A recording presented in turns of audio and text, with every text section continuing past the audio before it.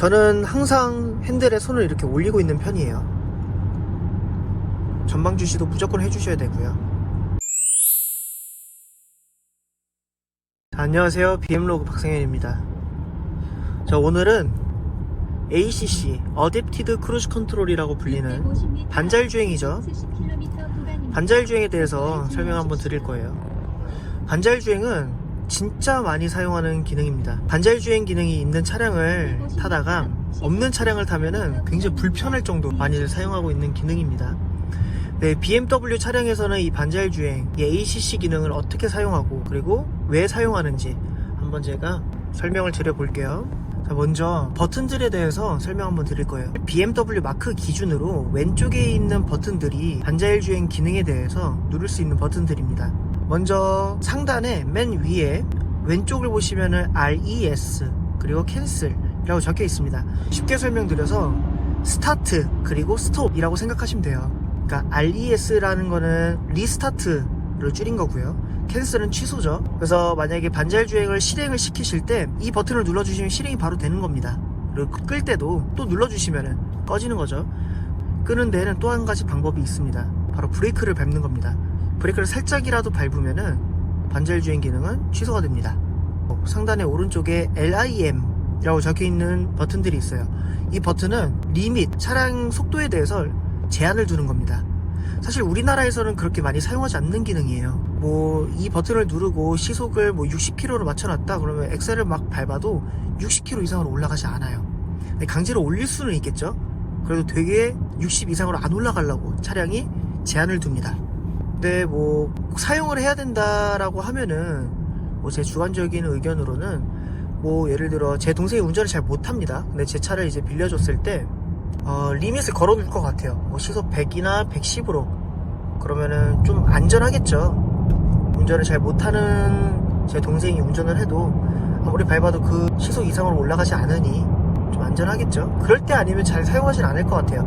왜냐면은 구간 단속일 때도 반자율주행 기능을 키면은 사실 되는 거니까 가장 편하니까. 이번엔 중간입니다. 중간 버튼들을 보시면은 네모난 그림이 있고 마이너스와 플러스라고 적혀 있어요. 좌우로.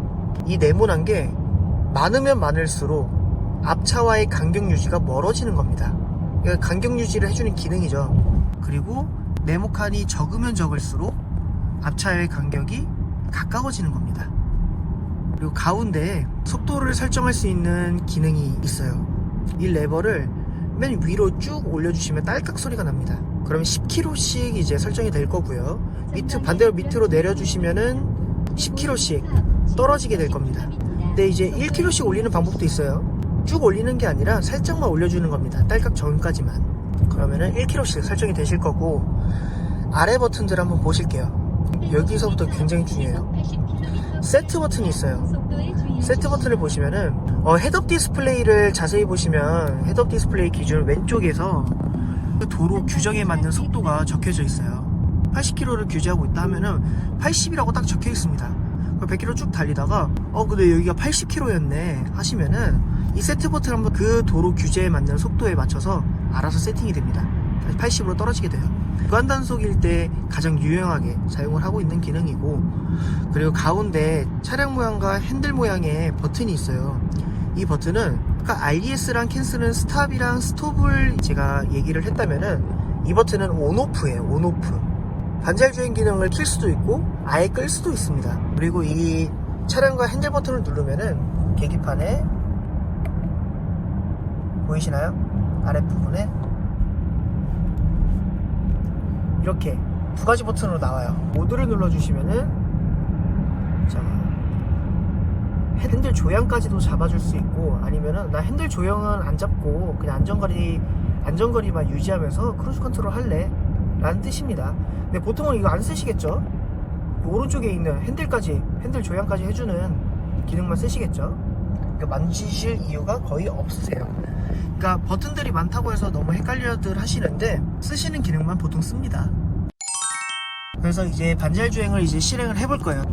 우선 반자율주행을 브레이크를 밟고 꺼볼게요. 꺼졌습니다. 계기판을 잘 보시면은 왼쪽에 이제 핸들 모양과 그리고 시계처럼 생긴 모양이 있어요. 초록색으로 불이 들어와야 활성화가 되고 있다라는 뜻입니다. 한번 켜볼게요. RES 눌렀습니다.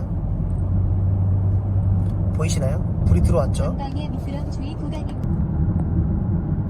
그러면은 앞차와의 간격을 유지해주고 지금 현재 70km로 세팅이 되어 있습니다.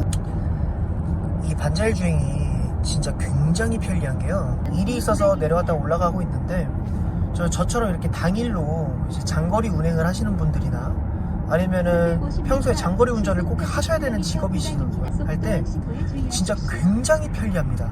정말 많이 편리해요. 피로감에 대해서 진짜 확연히 차이가 많이 납니다. 뭐 반자율 주행에 대해서 오늘 설명 한번 드렸지만 이 반자율 주행 어댑티드 크루즈 컨트롤 ACC라고 불리는 이 기능은 보조 기능입니다. 너무 믿어서 핸들에 손도 잘 대지 않고 이 기능을 믿고 계속 운전을 하시면은 나중에 큰 사고로 이어질 수도 있으니까 각별히 주의 부탁드리고요. 보조 기능이니 운전이 힘들 때 전방 주시는 꼭 필수로 해주시고 이 기능을 사용해 주시는 게 가장 좋으실 것 같습니다. 마지막으로 한 가지 더 말씀드릴게요. 나는 반자율 주행을 켰는데 왜 핸들 조향이 계속 안 돼요? 라고 하시면은 이 계기판에 핸들에 불이 안 들어오실 거예요. 그러면 안전벨트를 꼭 매세요. 안전벨트 안 매셔서 그렇습니다. 안전벨트를 안 매면은 핸들 조향을 해주질 않아요, 차량이. 이상으로 BM로그였습니다. 감사합니다.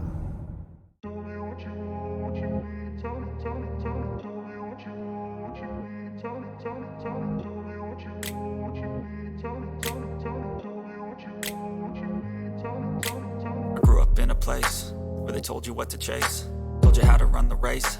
Every move was on the page, but I didn't like their way. Had to fight and misbehave, had to find a way to change, had to leave to find my way. Caught up in a daydream, I beat my mind up there almost daily. It's how I pass time, no opinions safely. It's how I understand what I want in this place, see. Cause everybody wanna tell you bad things, what could go wrong, what fame brings. But success is a finicky thing, and if you ain't sure, no, it'll never be. I don't wanna let my